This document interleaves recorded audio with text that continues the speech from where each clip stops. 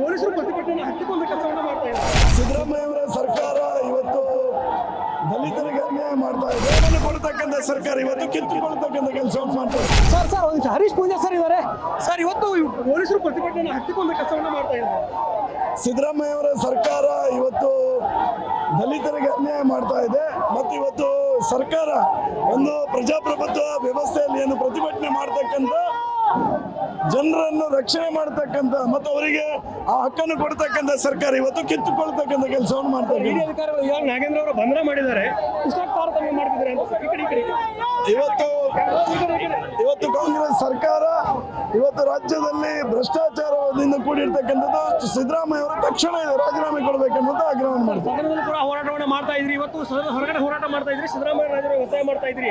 ಖಂಡಿತವಾಗಿಯೂ ಸಿದ್ದರಾಮಯ್ಯ ಅವರು ಇದರ ನೈತಿಕ ಹೊಣೆ ಹೊತ್ತು ರಾಜೀನಾಮೆ ಕೊಡಲೇಬೇಕು. ರಾಜೀನಾಮೆ ಕೊಡಬೇಕು. ಇದಿಷ್ಟು ಏನು ಬಿಜೆಪಿಯ ಶಾಸಕ ಹರೀಶ್ ಪೂಜಾ ಅವರ ಮಾತು. ನೀವು ಎಡಭಾಗದಲ್ಲಿ ದೃಶ್ಯಗಳನ್ನು ಕೂಡ ಗಮನಿಸಬಹುದು. ಏನು ಬಿಜೆಪಿಯ ಒಂದು ಹೋರಾಟ ತೀವ್ರವಾಗಿರುವಂಥದ್ದು. ಅದರಲ್ಲೂ ಕೂಡ ಪೊಲೀಸರ ಒಂದು ವಿರೋಧದ ನಡುವೆ ಕೂಡ ಬಿಜೆಪಿಯ ಕಾರ್ಯಕರ್ತರು ಹೋರಾಟವನ್ನು ಮಾಡ್ತಾ ಇದ್ದಾರೆ.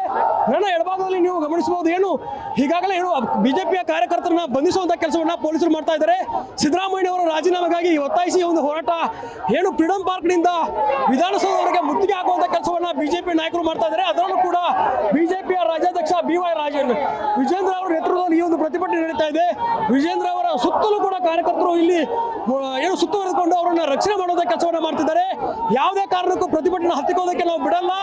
ಸಿದ್ದರಾಮಯ್ಯನವರು ಕೂಡಲೇ ರಾಜೀನಾಮೆ ನೀಡಬೇಕು, ನೈತಿಕ ಹೊಣೆ ಹೊತ್ತು ರಾಜೀನಾಮೆಯನ್ನು ನೀಡಬೇಕು ಅನ್ನೋ ನಿಟ್ಟಿನಲ್ಲಿ ಇವತ್ತು ಬಿಜೆಪಿಯ ಕಾರ್ಯಕರ್ತರು ವಿಧಾನಸೌಧದ ಮುತ್ತಿಗೆಯನ್ನು ಹಾಕುವಂತ ಕೆಲಸವನ್ನ ಮಾಡ್ತಾ ಇರುವಂತದ್ದು. ಕ್ಯಾಮರಾ ಪರ್ಸನ್ ಗಿರಿಬಾಬು ಜೊತೆ ದುರ್ಗೇಶ್ ನಾಯಕ, guarantee news, Bengaluru. Guarantee news, ಸುದ್ದಿ ಖಚಿತ, ನ್ಯಾಯ ನಿಶ್ಚಿತ.